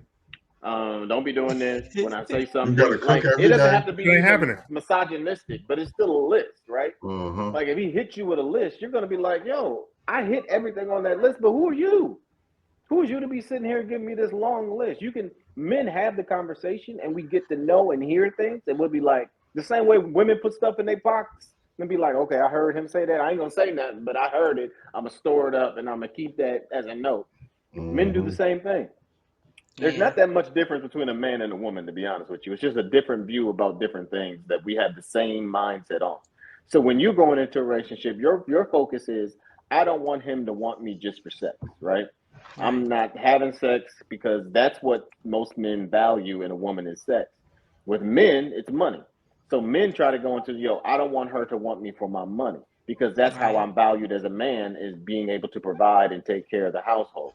So if someone tries to use me for my money, it's the same way to a man as a girl getting used for sex, because that's what they consider their value in society in a lot of different situations. That's your most valuable thing that you're bringing to the table is your body. For a man, it's not his body. The most valuable thing he brings to the table is his ability to provide. The most valuable thing in a relationship to a woman bringing to the table is her body at the end of the day. Like her giving herself to another man is one of the most powerful things that a woman could do. Right. So that's why sex is so important and sex is so focused on from a woman's perspective. The same, that's why money is so focused and perspective on a men's perspective is that's what my thing is. That's what I am looked at. Can I provide? What am I bringing to the table in that aspect? Can she be able to go shop? Can we go to a household that's taken care of? Even if she has her own, she still don't want nobody that's going to be sitting on no couch regardless. The same, you know what I'm Right. trying to say? So that's what a woman is looking for. So the only reason I say it, so like when you bring that list, you don't never waver from what your standards are. Trust me, I'm telling you that right now, never waver. But you might take away from a person who hits that list, but just because you brought it to them in that way or hit them with a list, then they be like, you know what? I ain't gone. So like now you were just talking to us about what you're actually looking for. So that's not an issue. But when you're actually having a conversation with the dude, you won't hit him with an Excel file. You know what I'm trying to say? You ain't A gonna hit him with a checklist. reminders list of a checklist because that's not personable. Now there's no longer a personality to this situation. Now it's a transaction. Now it's literally a transaction where I'm looking Yeah. for these items. If you don't hit this item, then I no longer am going to make a purchase. And that's not what you're doing. You're just making sure that your standards aren't being, that you have a certain standard and you're not going to waver from it, which you shouldn't, which obviously you never will. You know what you want, and you've learned throughout the years what you actually do want and what you don't. Yeah. Something when you were 20 years old was on your list now that ain't even nowhere near the list because you know how stupid that sounds. He better All right. have all the new J's. What is that? What? We Hey, I gonna think start. this a dope conversation we just had Yeah. because Are You Serious gave not only you some advice from a point of love. You know it's a place of love, right? We not Of hating, we course. not being funny, we ain't on no Kevin Samuels, we family. But he also gave a lot of other women some really good advice to take heed of. We're looking Yeah. for a man. And Yeah. that's great. Never talk down on. Yeah. I mean, we can talk about that. Like Now, they're making it bad for black people to have podcasts, so we need to make speaking of sure love, that. let's talk about you Yeah. real quick before we get out of here. Are you serious? I wanted to touch on you before we get up out of here and What about me? your recent marriage and the whole Hawaii thing. We talked about it a little bit last week, Woo woo. but You talking about the rose gold? You talking about the yeah, rose gold? we want to say congratulations on your Okay. recent marriage. Yeah. It was a beautiful thing, but we kind of want to know what you thought about the whole thing. You know what I'm saying? How was it for you? It was more than I expect. I didn't know what I got until I got there. And when I saw what I got, I was impressed. You know what I'm Yes. saying? Like I know like because pictures can only do so much. Talking to the people can only do so much. Seeing a picture of something can only do so much. But when I like, the venue, the Paradise Cove, when we got to that hallway, I mean, not the Mhm. hallway, but outside in the You tunnel start walking. of all them flowers, and then it opened up to the whole field, and then there's the ocean right there with the rock. Like you couldn't, you I couldn't think of another place I would rather have gotten married except for that location after Yeah. being there. And I'm talking about with all the money and all the access in the world. I don't know if there was another place that I would have been like, this probably would have been better. Because we drove all around the island, literally around the coast. The way that was set up, I don't think I could have found another better place. And then the fact that when I got there and how they had the table set up and the dance floor set up and the DJ booth and the bar and the buffet. And when I sit down, we had our own concierge where the dude was like, yo, here's your platter of fruit. I didn't know they limited y'all to fruit too, by the way. That wasn't us. I heard that they was only telling people they can get 2 pieces Two. of fruit or some wild stuff. And nobody said nothing. The vegan guy told him, he said, I'm vegan. So act like the other two pieces is No, but I'm vegan. just saying, like, y'all didn't say nothing to us because we had a Oh. whole platter, literally a platter of fruit. They had extra in the back. We didn't. That wasn't request of the groom and the bride, so they was making that up. But other than that, like, it was good. Like, we bought champagne for everybody. That's why at the end they had a whole champagne thing and people grabbing it on the run because it was supposed to Mm-hmm. be for the entire table because I pre-ordered champagne for everybody. So it's just different things like that. But the wreath with the flowers on it, everything was real flowers. The real flowers getting tossed up, like the bubbles at the end where the bubbles send off, like, Yeah. everything was like, even the place where we stayed at was the oldest hotel, the first hotel in that area. Like, we didn't even understand what we got until we got it. I mean, I understood that bill was crazy. Don't get me wrong. That bill was something else out of my pocket. So let's not act like I wasn't aware of what I was spending. But even then, I didn't realize what it was. She was looking perfect, had me crying as she was walking down the aisle. Like, I ain't. That was Yeah. something I didn't expect to do, but it worked out great. I mean, it worked out. I mean, obviously, I was sad, Jones couldn't come, and the other two, Chris and Funch, they weren't able to join me. But other than that, outside of them, I felt like it would have been obviously would have been fully complete, but it was missing Dez.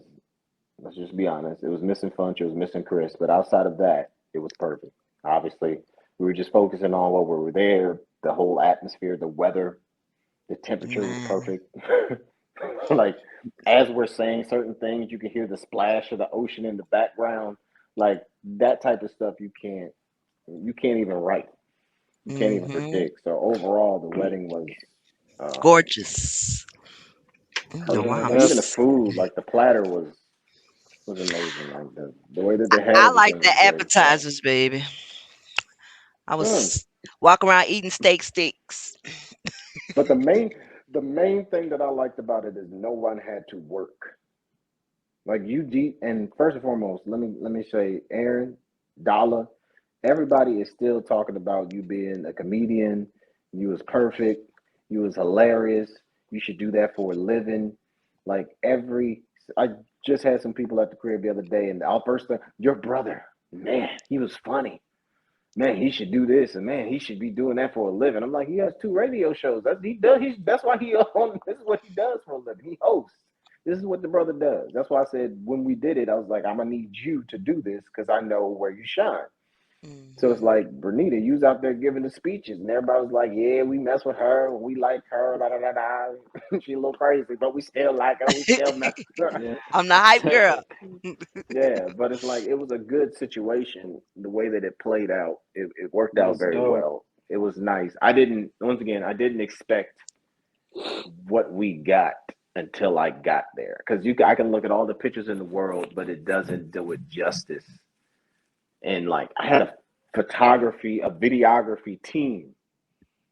Like, I had a team of people taking video. I had a team of like, the photographer came to the hotel before and took pictures of both of them. Like, that was crazy to me. Just the things that we got taken care of. We had three people, three wedding planners at the wedding, making sure everything was running smooth. You know what I'm trying to say? Like, we had things so everybody could just help. Like, when we sat down to eat, people were like, okay, so what do you guys want to eat? Why are you asking us? Go get yourself a plate. We got the people that we got one dude, and his job is to make sure that if we wanted something to drink or eat, we got it. Mm-hmm. Nobody had to make our plate. No one had, you know what I'm trying to say? Like, just simple things like that was big for me. And I didn't even know we signed up for that. Like, I didn't know I was going to have a personal person to come and get us a fruit platter and then fill up our water and then go get our food plate and what do we do or do not want on the plate, stuff like that. And whenever you guys are ready, we'll bring your food over. Just let us know. Like, I was like, all right, cool, no doubt. It was like first class on the airplane when it comes to Right. Mm-hmm. weddings. I didn't know. I thought Right. I bought coach seats. I thought I bought regular coach seats and it was first class. Yeah. So, yeah. But I mean, it was perfect. The broom jumping, I thought was dope. I thought the whole ceremony, like me was talking about how he broke down the history of the broom jumping and why we did the broom jumping, the significance of it. I thought that was really good. And I can call him Dad now. Dad really did a great job at that. He really did a great job with ceremony. He was, he cracked some jokes. He made it fun. It wasn't boring. He wasn't over preachy. He wasn't under preachy either, which was good. He didn't water it down. So I thought it was great. And he got a marriage license on on Valentine's Day. So it worked out great. That's what's Ah, up, man. Congratulations, man. Yeah, man. Appreciate it. That's a beautiful thing, man. And I looked at I think I was on your Instagram, and I seen the pictures, man, and it's like, man, that's so great, man. It's like that's a big deal, man. Yeah. Like I'm trying to just go to Hawaii and visit, like just to be able to get married there and have that experience in such a beautiful, like, man, that's dope, man. Like, yeah. And then to have your clown family there, man, it's like to have. I this seen the picture with Aaron, with the kids, and it's just like, man, like, look at this, man, like that's crazy, man. Like that's a big deal. Like, you know what I'm saying? Yeah, like I made a message. That's a big deal, bro. I wrote That's that what's Instagram because Aaron was talking about it during his speech, and he was like, "Yo, we come from nothing, and to be able to do this is incredible." And even with Dez, that dude, he sent over his best man, even though he couldn't make it. You know what I'm trying to say? I thought that was extremely dope the way that he incorporated that in there. So, like, he couldn't make it, so he sent the audio of his speech. And before he did it, he put in one of the songs that we used to rap back in the day, and it was just, I thought it was dope. Yeah. Like, it was just, everything worked out great, man. Yeah, last week we did touch on the wedding, and we gave our thoughts. But I don't know if you saw it. Don't eat that. Don't eat that. I don't know if you saw it, but I talked about my favorite part of the wedding, and I want you to tell me your favorite part of the wedding. Well, my favorite part of hosting the wedding was when you did the song "Do You Have a Chance," right? And you came up there and you rapped it and you killed it. You remembered 98% of the lyrics, so I was thrown off by the situation because I didn't know I was supposed to be doing the whole thing. I didn't know either. I just winged it. You know what I'm saying? Because I didn't know the song was gonna play right there, so we just winged it.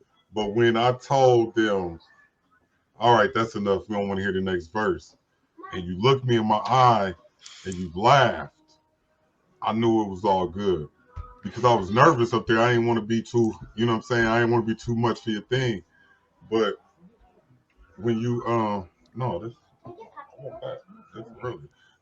But yeah, so no, you killed looked at me because I told them to stop the song because B Roller's verse was coming up next, right? Yo, Reg, did you remember? So I told him, yeah, he did remember like 90. You had them all? So when I told he said him I'm missing some, but I didn't know we were going to keep going, so I didn't know when it was going to cut off. I don't think he missed any. Be honest with you, I don't think he missed any. But anyway, when you looked at me and you laughed because I told him to stop it before B Roller verse came out, that was like my favorite moment of the whole wedding because only me and you really knew what was going on there at that point. You know what I'm saying? Like only me and you knew why I was stopping it, and only me and you knew why I said. So it was like a moment in this wedding where you were sharing it with everybody. And then just stopped and be a solo situation. And it was just me and you at one moment where we made eye contact. It was just super dope, man. But yeah, I'm glad you liked the wedding. What was your favorite part of the whole event, other than, of course, marrying your wife? You know what I'm saying? Well, you can't say other than. That is because that got to be the favorite she part. She said I do. That's why you're there. I mean, you didn't say nah. I'm cool. Like the process of getting married, right? The whole experience, right? The days before. I couldn't stand the entire I didn't want to do none of it. Like my whole thing about the entire wedding was I wanted to do the least amount of work. And I want everybody else to do the least amount of work. And the only reason I say that is because people don't know how to just do for, right? So a lot of people don't know how to just do for you, right? With nothing expected, right? Everybody has their own idea of what they think something should be. They have their own idea of who should be there. They have the idea of how things should go, what should be said, what should be done, things like that. My thing is that I'm going to make sure that that's not even in the plate. That's not even an option for y'all. Y'all just got to show up.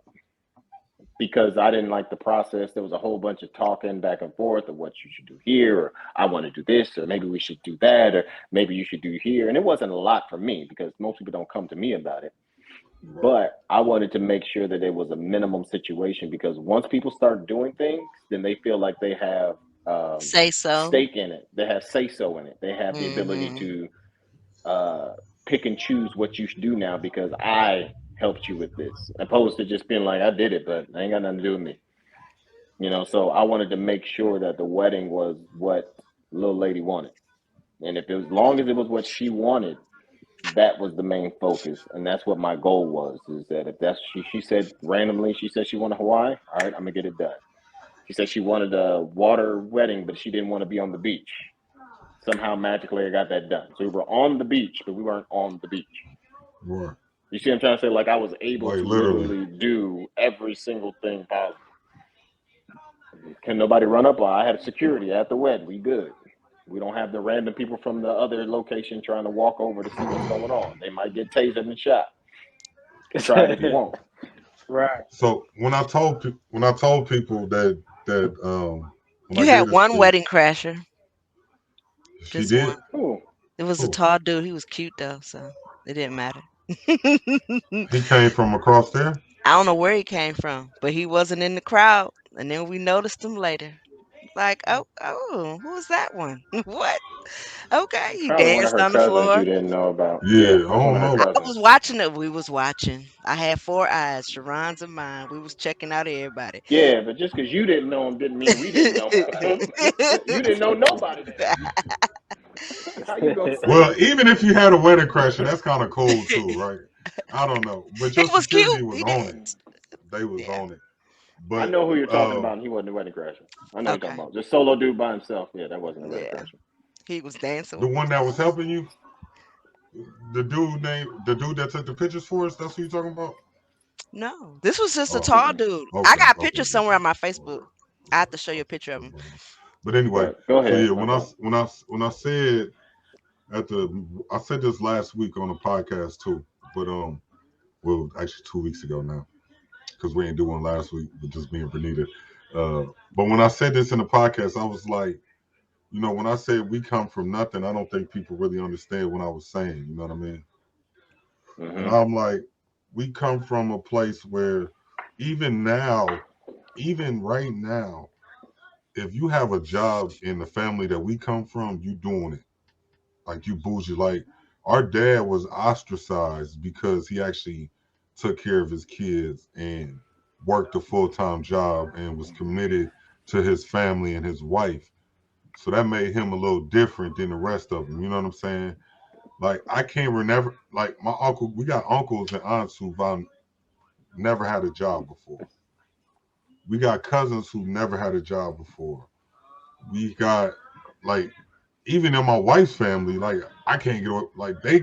If you got a job, you doing it. You know what I'm saying? Like you doing it big. Like you bougie. So a lot of times people don't understand when I say Yeah, for man. us, you're like the person that made it to the NBA. In our family, Reggie is that's how we treat you, and that's how we would compare you. You the nigga that made it to the NBA. Like that's kind of Very like, interesting. you know what I'm saying? That's how we would look at you because you the one person that made it out unscathed per se. You know what I'm saying? From the hood. Like you was in the hood, you grew up in the hood, but you don't have like the Hood hood residual tendencies. effects. Yeah, you don't have that mindset. You don't have the hood scars per Well, I se. used to tell that's because I used to tell people from the suburbs. When I was in the barbershop and everybody be giving their hood stories, I just lie. Now, yeah, we Like I grew don't know up what in you're the talking about. suburbs, but But you know we what were I'm still in the saying? Like hood I though. would You have, know what I'm saying? I've told them that I never lived in the hood. I never struggled. We always had everything. We always had a perfect, like I would literally get, because I was tired of people glorifying not having enough. Like we kept, in a lot of our inner city situation where everybody's struggling, if you're not struggling, then it seems like you got a problem. Something's wrong with you. Yeah. And I don't feel like that's something that we should try to push towards. So I can say the real stuff that I actually went through and the real stuff that I did outside of the people on this podcast that y'all will never know, and the other people that I hooked up with. Shout out to Box. Like, there's a lot of different things that I've done that I'm not gonna sit here and be like, yeah, that's what I had to grind and get it from the mud. And yeah, we all got it from the mud. I got mad at a job because I wasn't somebody was making 30,000. I was only making 28. That's the type of mud we talking about. Like 30,000 would have been was the holy grail to me at some point. I was happy to make That's when I started. that's what I When I made said. Like, 50, when I made 50 before I left, I thought you couldn't tell me nothing. I thought I made it. I thought I was done. hold on, but wait. This is what I'm saying 50? though. Nobody else in our family making 50. Do you understand what I'm saying? Nobody that we Really? ever knew in our entire life. Name one Well, person Dad was in our making family 70. Dad made 70 at one point. at one point. Yeah, but they thought he was bougie when he was at $35,000 and we got a house in the suburbs. And he was making $35,000 a year, and we thought we was doing it big. You understand what I'm saying? We thought we was doing it big. Uncle Kenny, like, in my mindset, we was bougie. In my mindset, because we didn't want for nothing. You know what I I'm was saying? My mom making. and dad made sure. We didn't know the sacrifices that they made, so that it didn't look like that we don't wanted want for for nothing. nothing. Because Mom and Dad will tell us about how many times they bounced them checks Right, they was to bouncing make sure checks Christmas and all happened. that. Yeah, you know. We didn't all know. that. We just thought they had the money and She would saved go up get and had credit Christmas. cards. That's They what would get mom used credit to do. cards and stuff Burn like your that. credit Like, cards up there's to a get lot of Christmas. different stuff. That's why they had bad credit until like the last 2 years before they passed. Like, they just got their credit together. I So even it's like, remember the story about Dad smoking all our Christmas presents up. there you go. Like, That's the year that she There you went and got. go. That's the first year she got the credit cards. I was with her, and she sat he at that sold all our table. Christmas presents and bought crack and smoked our Christmas up. Like, people don't No, realize that's where we coke, come from. not crack. Coke, No, cocaine. crack. Your No, dad smoked Dad, crack. crack. Well, I didn't know about the crack. I know about the Yeah, cocaine. he did coke, he Yeah, it was did crack, he did heroin. It was crack. Your dad did PCP, LSD. If it's a drug out there, that nigga did that shit. For real. I knew about the cocaine because we lived at 7 whatever Thomas, and mom sat at the table and she Thomas. got all them credit cards. And when they came, she was like, "I'm gonna take you to the mall. We'll pick out your outfits, and you tell me which ones you want." And then I'll pick out which ones And that then you we'll bring just home. deal You with it. just won't know. And she had me pick out what I want. Then I go stand in the hallway, and she chose what she was gonna get me. So then it was a surprise when Christmas came because I didn't know which ones that she picked. But that was, But yeah. that was how she handled that. So That I'm and just Grandma saying that to Lillian. say, yeah, we so proud of you. And Yeah. I just got another raise, by the way. Shout out to your dog. okay, thank you. But like, yeah, Congratulations. like literally, nigga. Like when you say 50,000, like nigga, I'm dreaming of 50 G's. You understand what I'm But saying? that's I what I'm did that saying. at Like, the until I bus got company. further, I just want a job that pays me that with the peace. Because I made that at the bus company a little bit more, but it didn't come with peace. I was working every day and on my off day doing payroll. That shit was crazy. So but I that's think, why I say you can yeah, get peace and still make it. Because I make good make money. double, way more, double that, more than Right, double than that. I make, and I literally play video games all day right. and And you sit in have good meetings and run peace. things and do so. Like, I don't have any stress. I don't have no employees under me, and I make way more than most people That's with why I 50 said employees under me. Like, there's always an Yeah, option. yeah, I'm proud of both of you guys. yeah. I'm proud Just of you, for man. who Yeah, you for sure. are. You know what I'm saying? I'm Like, you proud Yeah, of guys you. are awesome dudes. You guys are genuine. yeah. You're intelligent. You're smart. You handling your business and making good money. You All right, got man. We got our goals down. It's the original podcast. Is DJ Double OG. We got Are You Serious?